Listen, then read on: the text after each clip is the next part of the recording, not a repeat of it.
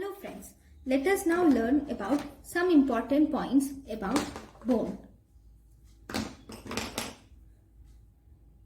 Okay, so bone, see skeleton. Skeleton includes two things. It has bone and the cartilages. These bone and cartilages, both these or the skeleton forms the main supporting framework of the body.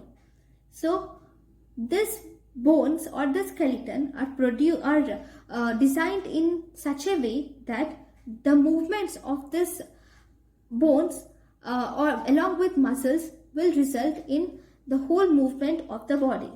So if you see the bone contains 1/3 of connective tissue along with calcium salts. So if you see, this bone has 1/3 of connective tissue and the 2/3 part is impregnated with calcium. Calcium salts can be in the form of, we can have calcium phosphate, majorly calcium carbonate, and other trace salts can be available. The collagen tissues which are present in the bone contain the organic connective tissue. This connective tissue mainly contains collagen. This collagen is tough and resilient and which can afford resistance to tensile forces. So if you see, just a minute, if you see the bone, I'll just write here so that it becomes easier. The bone, it contains 1/3 of this bone has connective tissue and 2/3 of this bone contains calcium, and this calcium is present in the form of calcium phosphate most commonly, and it is partly present as calcium carbonate, and some it has salts. Okay, this calcium is actually make the bone hard and rigid. The bone is made hard and rigid with the help of calcium. Which can afford resistance to compressive forces of weight bearing and impact forces of jumping. So it will provide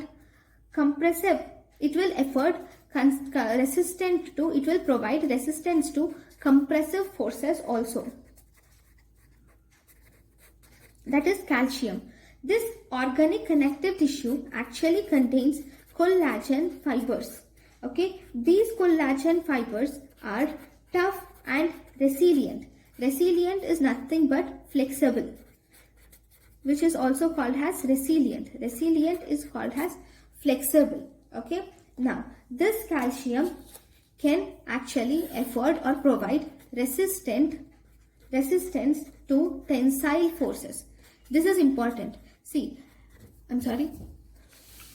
resistance to compressive forces is provided by calcium, whereas resistance to tensile forces is provided by collagen fiber, whereas resistance to compressive forces are provided by calcium. Next, despite of its hard and high calcium content, the bone is a living tissue. It is highly vascular. Okay, and see, this bone which we are talking today is highly vascular. It is highly vascular and it has greater regenerative capacity. Regenerative power other than many tissues of our body except blood. It can also mold itself to the changes in stress and strain. That is, if there is disuse, it can lead to atrophy. If there is overuse, it can lead to hypertrophy. So it can mold according to stress and strain, just like muscles. Now, what are the functions of the bones? Bones provide shape and support to the body. They provide the surface for attachment of muscles and tendons. Actually, the muscles and tendons are attached to the bone, and this will help in movement of our body. This bone also contains something called as bone marrow. If you see in this picture, this is the bone. Okay, this bone has a hollow structure inside, and this hollow structure is this one, which is called as marrow. This bone marrow is helpful for the production of blood cells, and this bone marrow produces all the blood cells, red blood cells, white blood cells, platelets, and also it contains reticuloendothelial cells also. These reticuloendothelial cells are helpful in phagocytosis. Okay.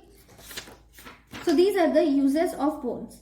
Now, once we have learned about the uses of bones, first we will see the parts of bones. Okay, parts of bones are, the bones can be divided into three major parts. See, the bones include, there is epiphysis, which is the ends of the bones. See, these are the two ends of the bones which are called as epiphysis. Okay, and the shaft of the bone, or the central part or shaft of the bone, is called as diaphysis. The part of diaphysis which is towards the epiphysis is called as metaphysis.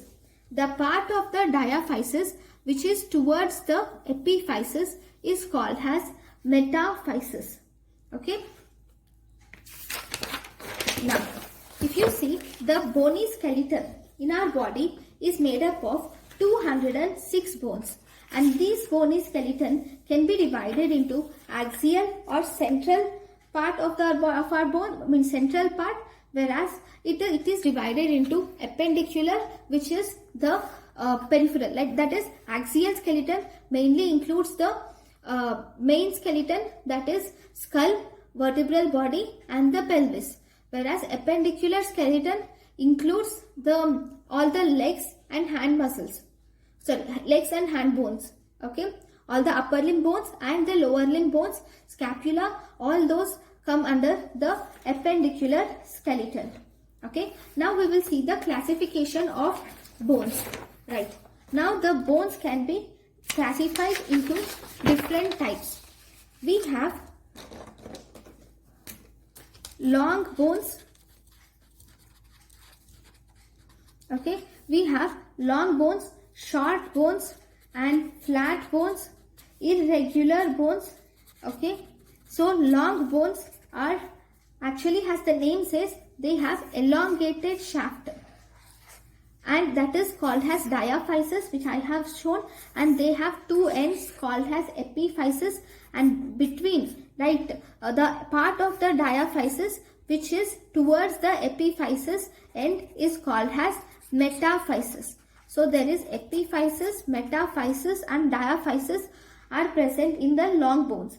So these long bones are the bones of upper limb and lower limb, which include humerus, radius, ulna, femur, tibia, and fibula.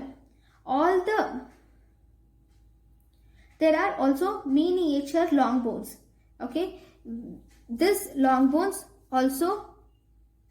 Okay, right, I'll write it here so that it becomes easier.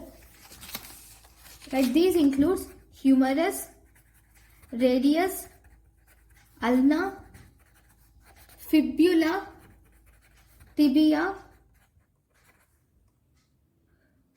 femur, right, and there are also something called as miniature long bones.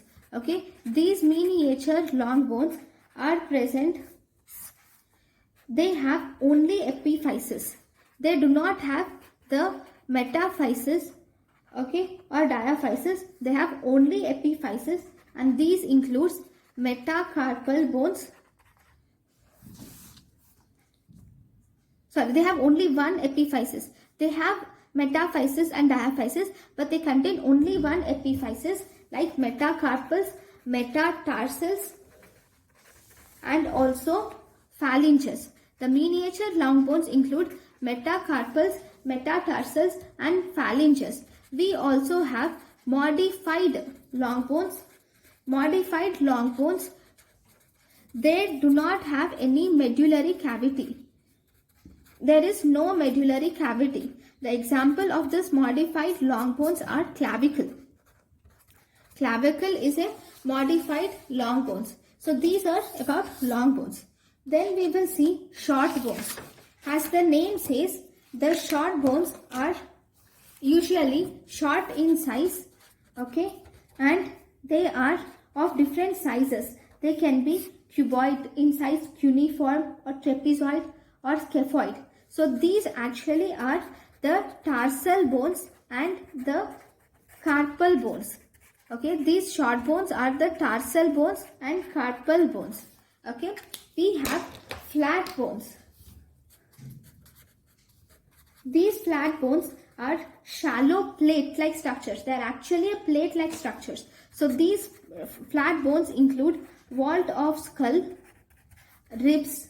These include vault of skull, ribs, and sternum and scapula. These flat bones are vault of skull, ribs, sternum, and scapula are involved in flat bones. Then we also have irregular bones. What are irregular bones? As the name says, these are not in particular shape. The examples are, these include vertebrae, hip bone, and bones in the base of the skull include the irregular bones. Then we have sesamoid bones.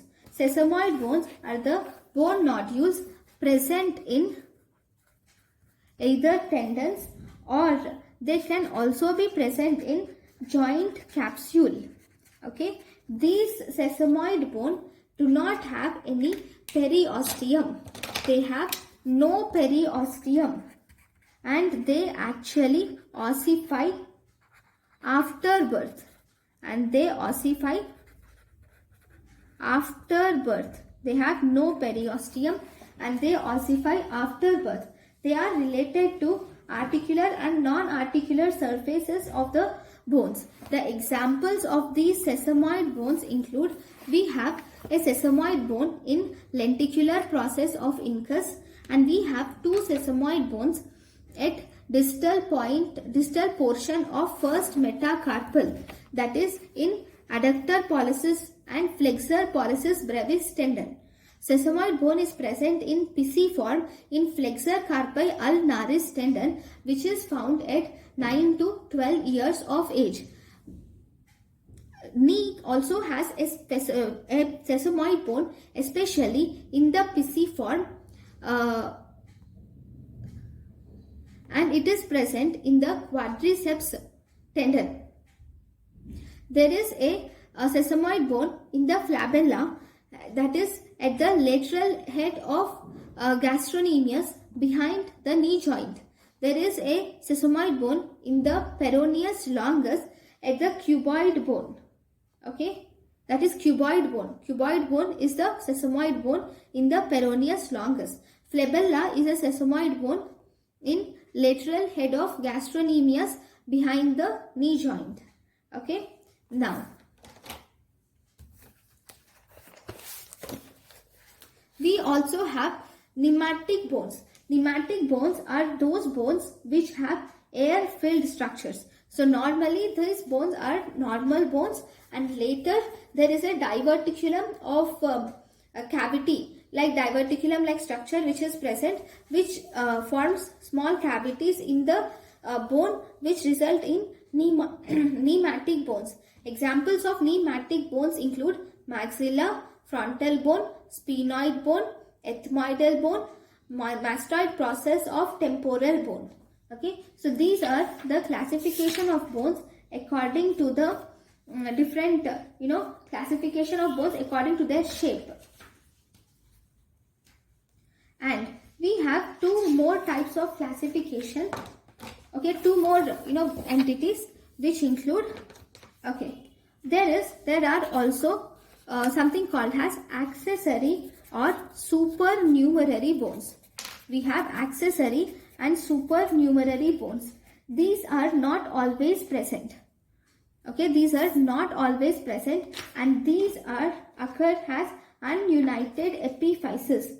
These actually occur as ununited epiphyses developed from extra centers of ossification. The examples are, we have sutural bones.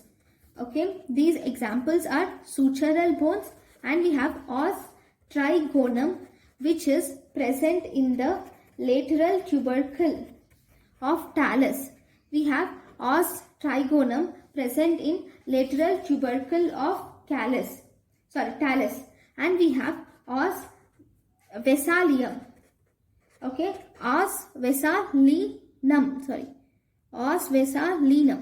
Okay, this os vesalianum is present in the tuberosity of fifth metatarsal.